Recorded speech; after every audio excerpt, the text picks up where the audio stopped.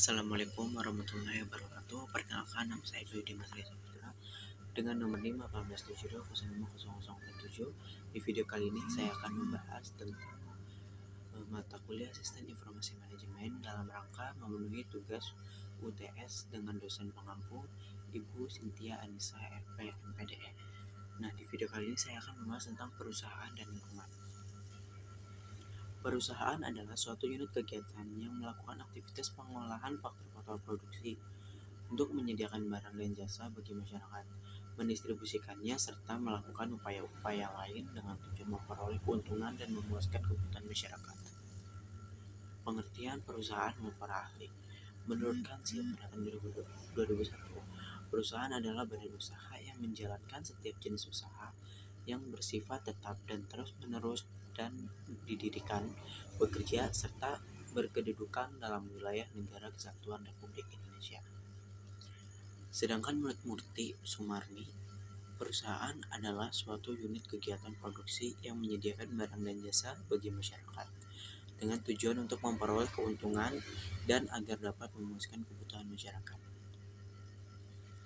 Ada pula menurut swasta Sukojo, perusahaan adalah suatu organisasi produksi yang menggunakan dan mengkoordinir sumber-sumber ekonomi untuk memuaskan kebutuhan dengan cara menguntungkan. Di sini ada keunggulan kompetitif. Keunggulan kompetitif adalah nilai tambah yang dapat menarik perhatian dan niat membeli dari konsumen. Keunggulan kompetitif juga merupakan sekumpulan fitur unik dari perusahaan dan produknya yang dianggap oleh audiens sebagai suatu hal yang signifikan. Aspek bisnis merupakan salah satu alasan terbesar dibalik brand loyalty dan mengapa pelanggan biasanya lebih memilih satu produk daripada yang lain. Adapun jenis-jenis keunggulan strategi kompetitifnya. Yang pertama yaitu cost leadership, kedua aliansi, ketiga fokus, keempat diferensiasi, kelima pertumbuhan, dan yang keenam inovasi. Ada pula sumber daya informasi. Informasi merupakan salah satu sumber utama dari perusahaan dan dapat dikelola seperti halnya sumber lain. IRM atau Informasi Resource Management merupakan metodologi siklus hidup yang digunakan untuk menciptakan sistem yang menghasilkan informasi yang berkualitas. IRM adalah konsep manajemen sumber informasi yang mengenal informasi sebagai sumber organisasional utama yang harus dikelola dengan tingkat kepentingan yang sama, seperti sumber organisasional dominan yang lain seperti orang, keuangan, peralatan, dan manajemen. Jenis-jenis keunggulan strategi kompetitif yaitu cost leadership, aliansi, fokus, diferensiasi, pertumbuhan, dan inovasi. Pengelola sumber daya informasi. Di banyak perusahaan, komite eksekutif bertanggung jawab atas perencanaan bisnis strategi dan menangani masalah-masalah bernilai strategis. Komite ini dapat memandang informasi sebagai satu daya strategis dan terlibat dalam manajemen sumber daya informasi atau IRM. Untuk mencapai keunggulan kompetitif dalam pasar, unit khusus yang menangani sumber daya informasi disebut sebagai layanan atau jasa informasi yang dikelola oleh seseorang manajer yang dapat saja berstatus wakil direktur. Perencanaan strategi sumber daya informasi. Perencanaan strategis merupakan perencanaan yang paling memerlukan perhatian karena memerlukan perkiraan yang matang untuk dapat mencapai tujuan organisasi pada masa sekarang dan yang akan datang.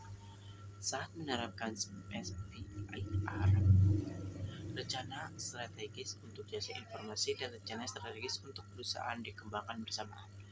Perencanaan strategi disebut juga perencanaan jangka panjang karena mengidentifikasi tujuan-tujuan yang akan memberikan perusahaan posisi yang paling menguntungkan dalam lingkungannya, serta menentukan strategi untuk mencapai tujuan-tujuan tersebut. Perencanaan strategi sumber daya informasi. Ada beberapa proses analisis lingkungan perusahaan dilakukan oleh perencanaan strategi. Yang pertama yaitu menganalisis hubungan antara strategi perusahaan dan tanggapan terhadap lingkungan yang dapat dipakai sebagai landasan untuk membandingkan strategi yang sedang berjalan dengan strategi yang potensial yang akan datang. Yang kedua, menganalisis kecenderungan faktor dan masalah utama yang diperkirakan mempunyai dampak penting terhadap perumusan strategi. Yang ketiga, mencoba meramalkan kemungkinan yang akan terjadi pada masa yang akan datang terhadap lingkungan bisnis. EUC sebagai masalah strategi.